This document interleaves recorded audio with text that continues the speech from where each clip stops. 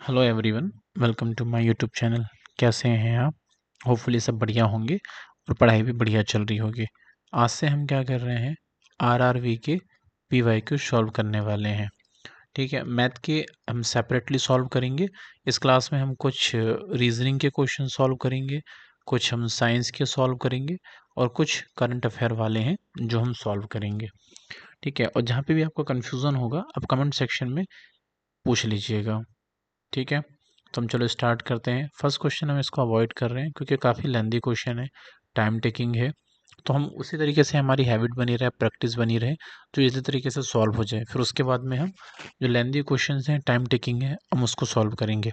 जैसे question number 2 है, question number 2 की बात करते हैं। क्या बोल रहा है, 115% is equal to which of this fractions. ये क्वेश्चन का है, फ्रैक्शन का है, बट यहाँ सिंपल है। क्या बोला उसने, 115%। ठीक है, अब आंसर डिवाइड में है तो हम डिवाइड में सॉल्व कर लेंगे इसको। 5 दूनी 10 और 5 दिया 15, सेम 5 दूनी 10, कितना आ गया, 23/20 आ गया। ये हमारा क्या है, आंसर है। क्वेश्चन में देख लेते हैं, फर्स्ट क्या है, 23/3, गलत। सेकंड क्या है, 23/20, ओके। बस एक चीज़ और है, 20/23 भी है, तो 20/23 जल्दबाजी में मत लगाइएगा, आराम से देख के 23/20, मतलब जो भी आंसर आए उस टाइम पे, या फ्रैक्शन का दूसरा क्वेश्चन आए, तो जब भी सॉल्व करोगे तो आंसर में स्पेशली ध्यान रखिएगा। हमारा क्वेश्चन नंबर 3 है, ये भी काफ़ी क्या है कि हमारा रेशो पे बेस्ड क्वेश्चन है, एज रेशो पर बेस्ड। ये भी काफ़ी लेंदी है, मतलब इसमें पूरा क्या हमें समीकरण वगैरह सॉल्व करने पड़ेंगे, तो ये टाइम टेकिंग रहेगा। तो नेक्स्ट क्वेश्चन की हम बात करते हैं, क्वेश्चन नंबर 4 की। विच of the following hormones stimulate milk production after child birth. निम्नलिखित में से कौन सा हार्मोन्स बच्चे के जन्म के बाद दूध बनने की प्रक्रिया को उत्तेजित करता है? तो कौन सा है, प्रोलैक्टिन। प्रोलैक्टिन क्या करता है, बच्चे के हार्मोन, मतलब बच्चों का जन्म जो होता है उसके बाद दूध बनने की प्रक्रिया में हेल्प करता है या उत्तेजित करता है। कौन सा, प्रोलैक्टिन। अब वही हमारे पास और भी है, जैसे कि एस्ट्रोजन है। कौन सा, एस्ट्रोजन।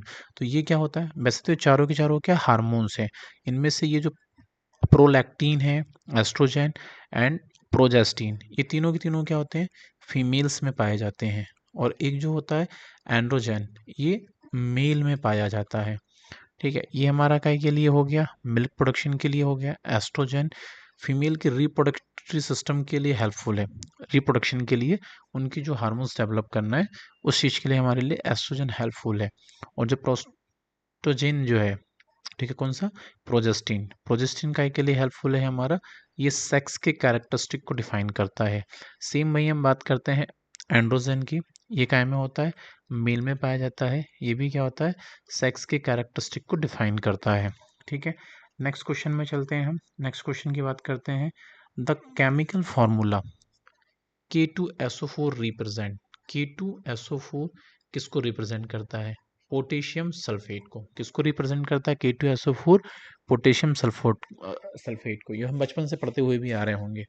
नेक्स्ट क्वेश्चन है हमारा, नेक्स्ट क्वेश्चन में चलने से पहले जैसे यहाँ पे चारों ऑप्शन है, हम चारों को एक बार समझ लेते हैं। तो पोटेशियम सल्फेट का फॉर्मूला क्या हो गया हमारा, K2SO4। पोटेशियम क्लोराइड का क्या हो गया, KCl। और ये एग्जाम्पल भी अगर कोई पूछे तो आप बता देना, ये सॉप में यूज़ किया जाता है।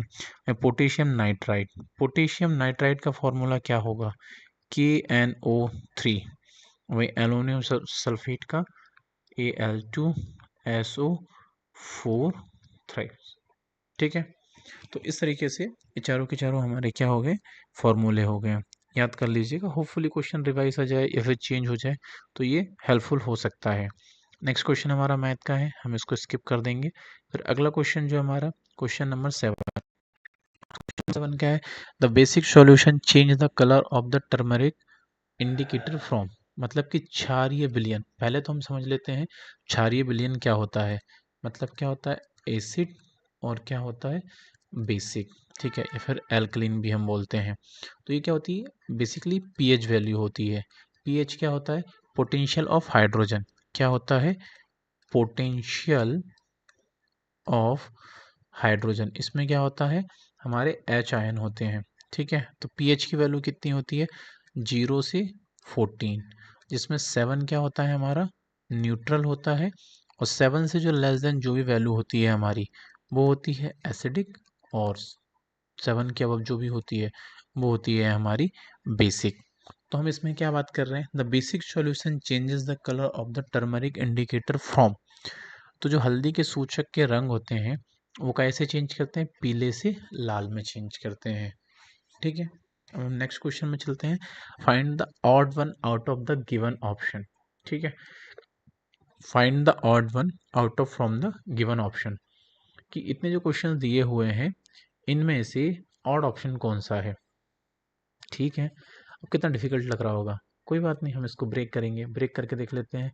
9 × 9 × 9, तो 9 9 81 इंटू 9 कितना हो गया हमारा 729। क्या राइट है, नहीं, क्यों, क्योंकि यहाँ पे 9 का क्यूब हो ही नहीं पा रहा है। क्लियर, नेक्स्ट हम चलते हैं 3 4 6। अब हम 9 से देखें एक और, मतलब कि पीछे बैक करके देख लेते हैं। 8 × 8 × 8, तो 8 × 8 64 × 8 कितना हो गया ये हमारा 512। 512 मैच कर रहा है क्या, नहीं। 7 में देख लेते हैं, 7 × 7 × 7 49 × 7 कितना हो गया ये हमारा 343। क्या ये मैच कर रहा है, नहीं। कितना आ रहा है 346 आ रहा है, तो ये 7 का क्यूब भी सही नहीं आ रहा है। नेक्स्ट हम बात करते हैं 215 की। 215 के इसमें 6 × 6, 6 × 6 कितने हो गए 36 × 6 करेंगे तो 6 6 36, 18 और 3 21, 216। तो अगर 6 का हम क्यूब करें कितना होगा 216, लेकिन यहाँ पे कितना है 215। तो राइट आंसर क्या है 125। हम इसको सॉल्व करके भी देख लेते हैं, ऐसा नहीं है राइट आंसर तो 125 ही आ रहा है, बट हम इसको सॉल्व कर लेते हैं। 5 × 5 कितना हो गया 25 × 5 कितना हो गया 125, तो 5 का क्यूब, तो ये सबसे क्या हो गया ऑड हो गया। ठीक है, हम नेक्स्ट क्वेश्चन में चलते हैं। Which Indian state has Agartala as its capital. ठीक है, तो अगरतला किसका कैपिटल है, तो हम सबसे पहले बात करेंगे किसकी, मिजोरम की। क्या बात कर रहे हैं, मिजोरम की। तो मिजोरम की कैपिटल कौन सी है, मिजोरम की कैपिटल है AIZAWL। कौन सी है, आइजॉल। मिजोरम की कैपिटल कौन सी है, आइजॉल। हम नेक्स्ट क्वेश्चन क्या है, मणिपुर, सॉरी नेक्स्ट ऑप्शन क्या है मणिपुर। मणिपुर की क्या है, इम्फाल। क्या है, इम्फैल। ठीक है, त्रिपुरा, त्रिपुरा की क्या है अगरतला। तो this is the right answer. हम नागालैंड की भी देख लेते हैं। नागालैंड की कैपिटल क्या है हमारी, कोहिमा। क्या है, कोहिमा। ठीक है, हम नेक्स्ट क्वेश्चन में चलेंगे। कौन सा हार्मोन रक्त शर्करा को बहुत कम होने से बचाता है, किसको, रक्त शर्करा को बहुत कम होने से बचाता है। तो ये इसका आंसर क्या होगा हमारा, इंसुलिन। क्या होगा, इंसुलिन। इंसुलिन क्या करता है, रक्त शर्करा को बहुत कम होने से बचाता है। ठीक है, ये सारे के सारे क्या हार्मोन्स है। और ऑक्सीटोन क्या होता है, ये हमारा लव हार्मोन्स होता है। क्या होता है, लव हार्मोन्स होता है। तो जो भी हमें अच्छी अच्छी फीलिंग्स आती है वो किसके कारण आती है, ऑक्सीटोसिन के कारण आती है। और ये कहाँ पाया जाता है, ब्रेन में। ठीक है, चलते हैं हम अब नेक्स्ट क्वेश्चन की तरफ। The white powder form when the magnesium ribbon burn is.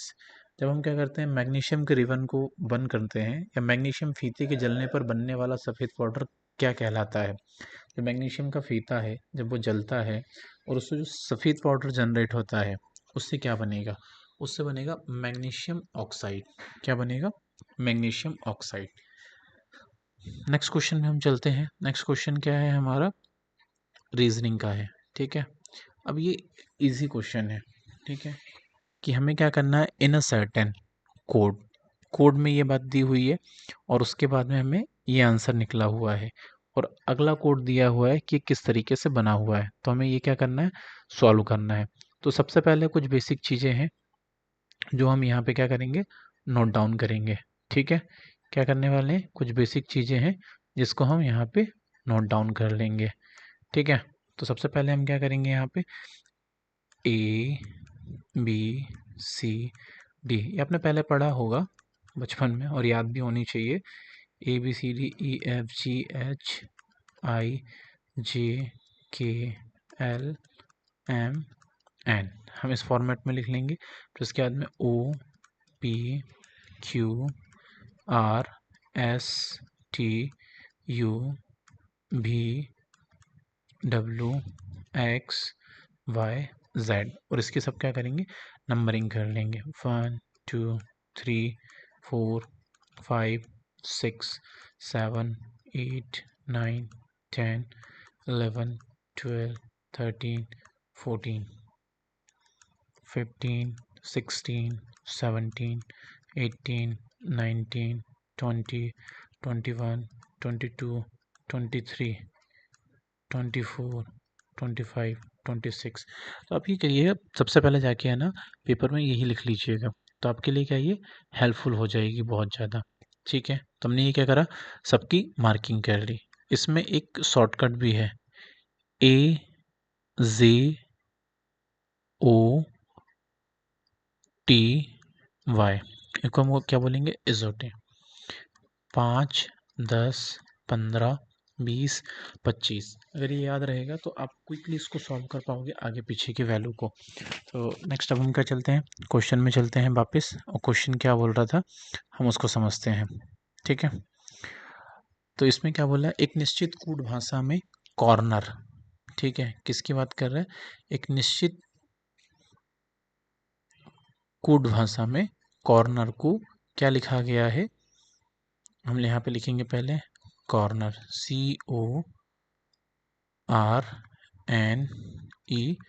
CORNER, ठीक है। कॉर्नर को क्या लिखा गया है, GSVRIV,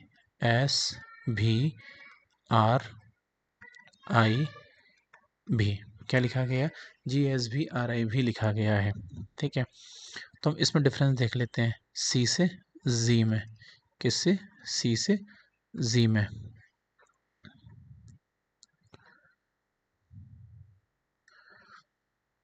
सी से जी में कितना डिफरेंस है, 1 2 3 4, कितने का डिफरेंस आ रहा है, 4 में, तो ये कितना हो गया, +4। वहीं ओ से एस में कितना डिफरेंस आ रहा है, ओ से एस में भी 1 2 3 4, कितने का डिफरेंस आ रहा है, 4 का डिफरेंस आ रहा है। ठीक है, वहीं आर से भी में भी 4 का डिफरेंस आएगा, एन से आर में भी 4 का डिफरेंस आएगा, ई से आई में भी 4 का, तो सभी में क्या है कि 4 का डिफरेंस आ रहा है। तो हम सबसे पहले क्या करेंगे, इसमें से कॉमन ढूंढ लेंगे। ZIR इसमें है, ZIR इसमें भी है, ZIR इसमें भी है, ZIR इसमें भी है, तो बाय इसमें, बाकी सब में x है, तो ये तो हमारा वैसे ही हट गया है। नेक्स्ट हम बात करते हैं x किस में, तीनों में है। उसके बाद में ई भी कॉमन है, मतलब भी तक कॉमन है, तो ये भी हमारा वैसे ही कट गया, दो हमारे एलिमिनेट हो गए। अब बचे हमारे दो, हमें दो सॉल्व करना है। तो नेक्स्ट हमारा क्या था, सेंट्रल, तो हम क्या करेंगे, सेंट्रल को पूरा सॉल्व करने की जगह लास्ट के हम वर्ड सॉल्व कर लेंगे। ठीक है, तो यहाँ तक तो हमारे कॉमन थे, एक्स भी तक था।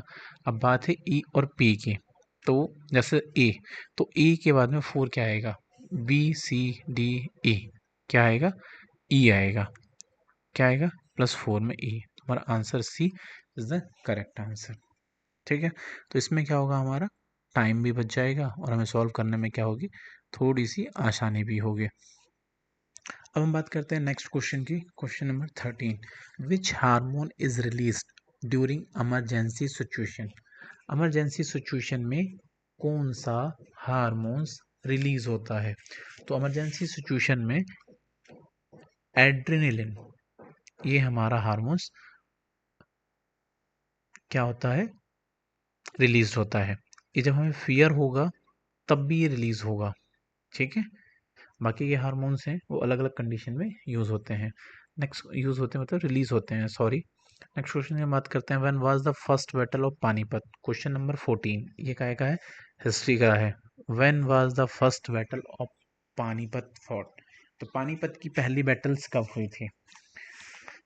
तो पानीपत की पहली बैटल्स, जैसे कि हम यहाँ पे देख लेते हैं, 1556 में भी पानीपत की बैटल हुई है, 1761 में भी पानीपत की बैटल हुई है, और 1526 में भी पानीपत का युद्ध लड़ा गया है। ठीक है, तो तीनों में लड़ा गया है। अब तीनों में से हमें कौन सा चाहिए? First battle. तो फर्स्ट बैटल कब हुई थी हमारी? 1526। 1526 में कब? 4 अप्रैल को। 4 अप्रैल 1526 की पानीपत की बैटल लड़ी गई थी। किसके बीच में थी ये? ये थी मोहम्मद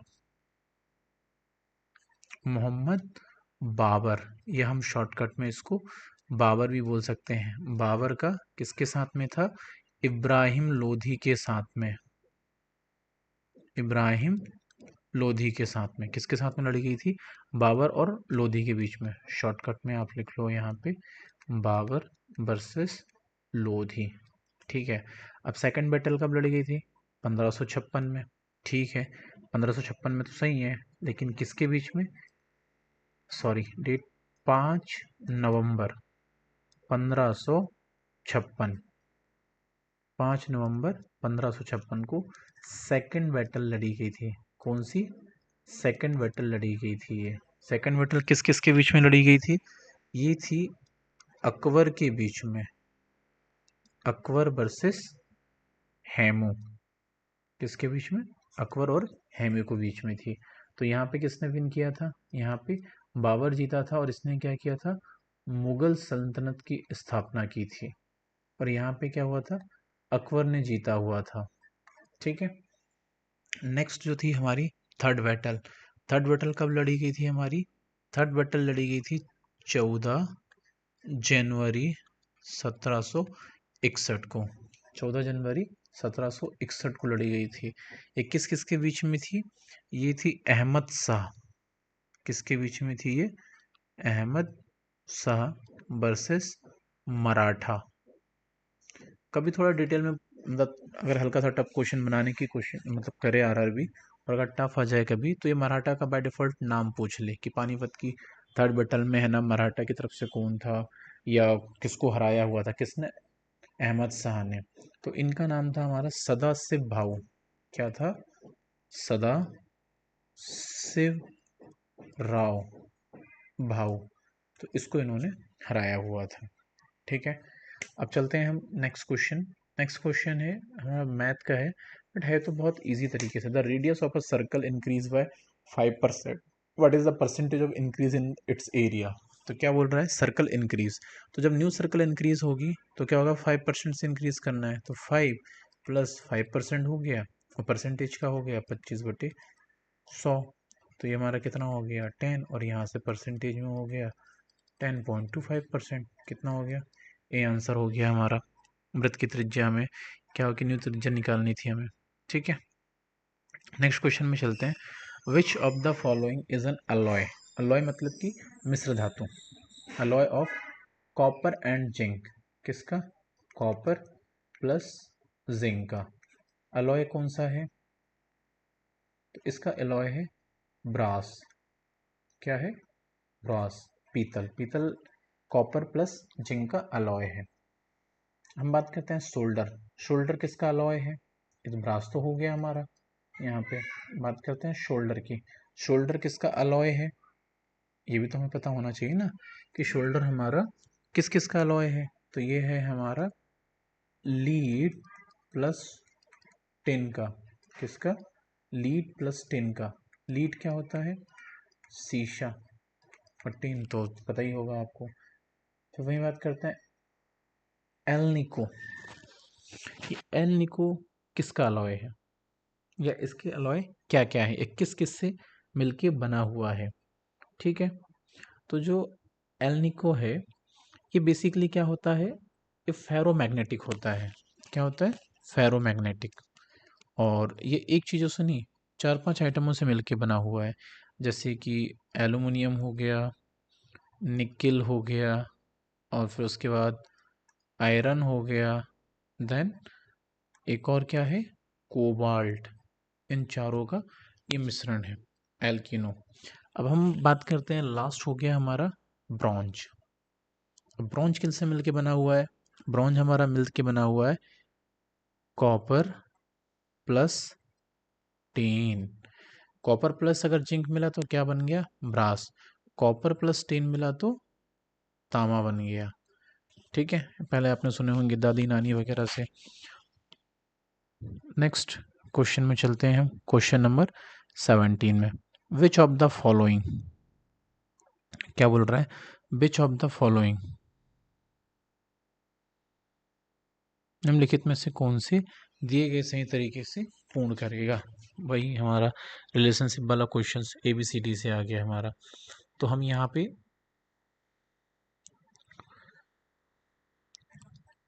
BFIJ और इसका क्या आ रहा है DHKL। तो B के बाद D कितने नंबर पे आएगा, बताओ बताओ बताओ। CD, B के बाद CD में क्या चाहिए, +2 आया। नेक्स्ट F के बाद क्या आ रहा, H। F के बाद क्या था, IABCDEFGH। F के बाद में EFGH, +2। I की बात करते हैं हम, तो I के बाद में क्या आ रहा है, KL, कितना आ रहा है, +2। नेक्स्ट बात करते हैं हम J+L। इसलिए हमने क्या हुआ था, सबसे पहले ABCD लिख लिए थे, तो उससे क्या है, हमें आसानी हो जाती है क्या करने से, इसको सॉल्व करने से। क्यों, इसको जब सॉल्व करेंगे तो ये हमें आसानी से कोई भी क्वेश्चन में हेल्पफुल हो जाएगा हमारी सॉल्व करने के लिए। ठीक है, तो आई के बाद हमें क्या चाहिए,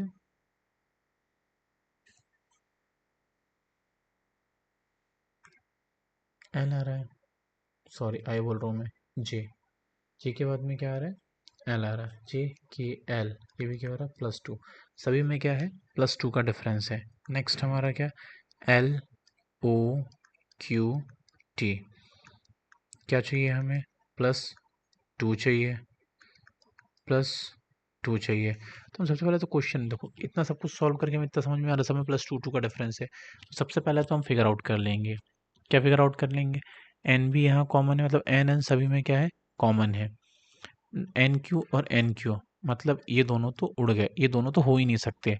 नेक्स्ट हम बात कर रहे हैं NQSV और VS, अब इनमें से क्या हो सकता है, तो शुरू के इन दोनों वर्ड में तो हमें NQ मिल चुके हैं। अब हम बात करते हैं Q के बाद दो वर्ड्स कौन से आएंगे, RS, कौन सा आएगा, RS, मतलब B इसका आंसर होगा, B भी इसका आंसर है।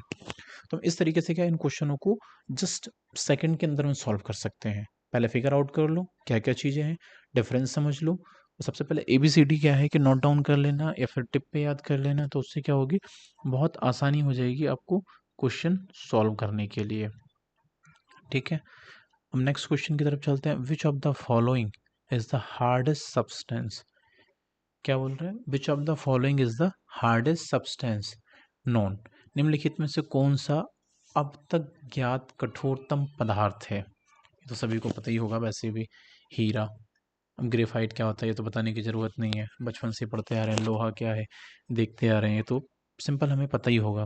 नेक्स्ट क्वेश्चन है हमारा, what is the thrust on unit area called, इकाई क्षेत्रफल का थ्रस्ट को क्या कहा जाता है, दाब, क्या कहा जाता है, दाब।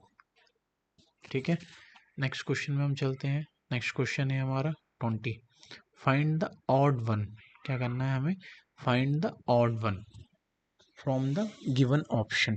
ठीक है, किस में से, गिवन ऑप्शन में। फिर से हमें ABCD काम आने वाली है यहाँ पे, कैसे, भी के लिए कितने वैल्यू है हमारी, वो देख लेते हैं, 22, कितनी है, 22 नंबर पे आता है। नेक्स्ट S19, कितना, 19। बात करेंगे हम x की, x कितने नंबर पे आता है हमारा, 24। और t तो पता ही होगा 20 पे, कितने पे, तो हमें क्या ऑड फाइंड करना है, तो इनमें से ऑड कौन है, ये भी डिवाइडेड हो सकता है, ये भी डिवाइड हो सकता है, ये भी डिवाइड हो सकता है, ये डिवाइड नहीं हो सकता 2 से। ठीक है, तो ऑड हमारे लिए क्या है, S। क्लियर, ठीक है, नेक्स्ट क्वेश्चन की तरफ चलते हैं। नेक्स्ट क्वेश्चन क्या है हमारा, नेक्स्ट क्वेश्चन है हमारा 20 नंबर, क्वेश्चन नंबर 21। तो 1 is the placed to the best of 2, ठीक है, ये सॉल्व हो सकता है, बहुत इजी क्वेश्चन है, तो बता दूंगा। सबसे पहले हम इसमें क्या कर लो, एक डायरेक्शन प्लॉट कर लो। ठीक है, हमने ये क्या कर लिया, डायरेक्शन प्लॉट कर लिया। ये क्या हो गई, नॉर्थ, ये हो गई साउथ, ये हो गई वेस्ट, और ये हो गई हमारी ईस्ट। यही होता है जनरली। ठीक है, तो हम इस तरीके से इसको मार्क कर लेते हैं, नॉर्थ साउथ ईस्ट वेस्ट हो गया। अब 1 को 2 के पश्चिम में रखा जाता है, मतलब 1 is place to the best of 2। मान लो ये मैंने मार्क कर लिया, ये तो 2 है, 2 के बेस्ट में किसको प्लेस करना है, 1 को प्लेस करना है, कर दिया हमने। नेक्स्ट क्या है, and 3 is placed to the south of 1। अब जो क्या है, 3 को हम प्लेस करेंगे 1 के साउथ में, तो 3 ये प्लेस्ड हो गया। तो what is the direction of 2 with respect to 3। अब 2 की डायरेक्शन 3 के रिस्पेक्ट में क्या है, तो समझ में आ रहा है, ये नॉर्थ हो गया, ये साउथ हो गया, ये वेस्ट हो गया, तो ईस्ट हो गया। तो इसकी डायरेक्शन क्या निकल के आ रही है हमारी 2 की, नॉर्थ ईस्ट। कौन सी, नॉर्थ ईस्ट, बोले तो उत्तर पूर्व। ठीक है, नेक्स्ट क्वेश्चन पे चलते हैं। नेक्स्ट क्वेश्चन क्या है, what is the concept of the spherical lenses. What is the concept of spherical lenses. Spherical lenses क्या होते हैं, काय के लिए हेल्पफुल होते हैं, लाइट रिफ्लेक्शन के लिए। ठीक है, अब यहाँ पे दो दो क्वेश्चन दिए हैं, रिफ्रैक्शन और रिफ्लेक्शन, ध्यान रखना। तो ये लाइट के रिफ्रैक्शन के लिए यूज होते हैं, रिफ्रैक्शन, नॉट रिफ्लेक्शन। ठीक है, नेक्स्ट क्वेश्चन में मूव करते हैं। Which of the following cities is nickname as the city of joy in India. Kolkata नहीं, गलत हो जाएगा अगर कोलकाता टिक करोगे तो। मुंबई रॉन्ग, चेन्नई रॉन्ग, तो क्या होगा, शिमला। क्या, सिटी ऑफ जॉय, नहीं सॉरी सॉरी, मैंने गलत प्लेस कर दिया, कोलकाता ही आंसर है इसका। ठीक है, शिमला प्लेस नहीं करना। अब हम नेक्स्ट क्वेश्चन में चलते हैं। नेक्स्ट क्वेश्चन क्या है हमारा, मैथ का है, इसको भी हम क्या करेंगे, इस मैंने स्किप कर देते हैं। हम बात करेंगे next question, question number 25। Question number 25 क्या है, सुबह मुद्गल से संबंधित। ठीक है, क्या है हमारा, हिंदुस्तानी शास्त्रीय संगीत। क्या है, हिंदुस्तानी शास्त्रीय संगीत। शास्त्रीय नृत्य, खेल, भित्ति चित्र, तो सब चीज़ें अलग हो जाएंगी। The refractive index for the 4 substance A B C D and 1 3 1.5। ठीक है, ये थोड़ा सा टाइम टेकिंग है, तो हमने क्या, जिस क्वेश्चन में टाइम ज़्यादा लगेगा, जो मैथमेटिकली है, हमने उसको क्या थोड़ा सा स्किप कर दिया है। इसको हम क्या करेंगे, नेक्स्ट क्लास में हम इसको समझ लेंगे। अभी हम थोड़ा सा केमिस्ट्री, फिजिक्स और करंट अफेयर को लेके हम उनके क्वेश्चन सॉल्व कर लेते हैं, देन फिर उसके बाद में अपन उसको सॉल्व कर लेंगे। The Australian cricketer Ricky Ponting is also known as the, अरे तो आपने काफी कुछ सुना होगा यार, पैंथर। ठीक है, काय के नाम से, पैंथर के नाम से जानते हैं। ठीक है, ये तो हमने बहुत सुना होगा, एंड्रू साइमंड्स और हरभजन सिंह जब उनको, उनके बीच की जब नोक झोंक चला करती थी। ठीक है, फिर नेक्स्ट क्वेश्चन में हम चलते हैं। How many electrons are there in the coulombs of charge. Coulombs के चार्ज में कितने इलेक्ट्रॉन्स होते हैं। कूलम्स के चार्ज में 6.25 इंटू 10 दी पावर 18 इलेक्ट्रॉन्स होते हैं। ठीक है, ये याद रखना, सब वही है, 625 into 10 the power 23, 0.625 into 10 the power 3, 62.5 into 10 the power 13 electron. एक कूलम में इसमें कितने इलेक्ट्रॉन होते हैं हमारे, 6.25। नेक्स्ट क्वेश्चन में बात करते हैं। यदि एक परिपथ में किसी बिंदु से 1 सेकंड में 20 कूलम आवेश गुजरता है, तो उसमें प्रवाहित धारा का मान ज्ञात कीजिए। तो प्रवाहित धारा का मान क्या होगा इसमें, 20 एम्पियर। ये सॉल्व करना पड़ेगा, इसको हम नेक्स्ट क्वेश्चन में, मतलब कि मैथ के साथ में हम इसको क्या करेंगे, सॉल्व कर लेंगे। क्या हम मैथ वाले क्वेश्चन सॉल्व करेंगे तो हमारी क्लास का क्या टाइम बहुत ज़्यादा हो जाएगा। ठीक है, वीडियो काफ़ी लेंदी हो जाएगी, और आपको फिर क्या है कि पढ़ने में मज़ा नहीं आएगा, फिर नींद आने लगेगी, इसलिए हमने इसको 2 पार्ट में डिवाइड कर दिया। मनप्रीत सिंह निम्नलिखित में से किस खेल से संबंधित है, हॉकी, सभी ने तो नाम सुना ही होगा मनप्रीत का। बैडमिंटन से साइना नेहवाल, टेनिस से सानिया मिर्जा, फुटबॉल, फुटबॉल से, चलो ये आप कमेंट सेक्शन में बताना कि फुटबॉल से संबंधित कौन सी खिलाड़ी है। ठीक है। What is the total number of member nominated by the president of the Lok Sabha and the Rajya Sabha? कितने होते हैं? 14। राष्ट्रपति द्वारा लोकसभा और राज्यसभा में मनोनीत सदस्यों की कुल संख्या कितनी होती है? 14 होती है। ठीक है। फिर नेक्स्ट क्वेश्चन में हम चलते हैं।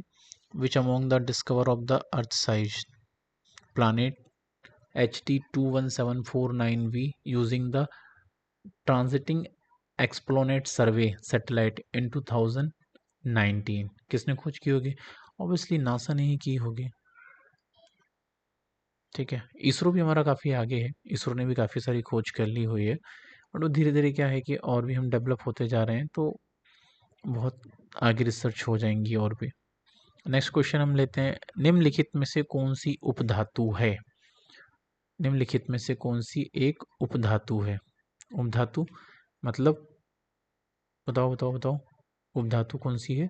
जर्मेनियम। ठीक है। ओके, नेक्स्ट क्वेश्चन में हम चलते हैं।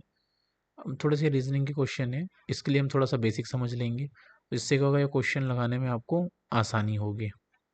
तो होपफुली आपको ये PYQ की सीरीज़ पसंद आ रही होगी, तो आप वीडियो को लाइक करिए, चैनल को सब्सक्राइब करिए, और जो भी RRB JEE की तैयारी कर रहा है उस तक ये वीडियो शेयर कर दीजिए। होपफुली आपको सारी चीज़ें समझ में आई हुई होगी। अगर फिर भी कोई डाउट है तो आप कमेंट सेक्शन में पूछ लीजिएगा। Thank you so much.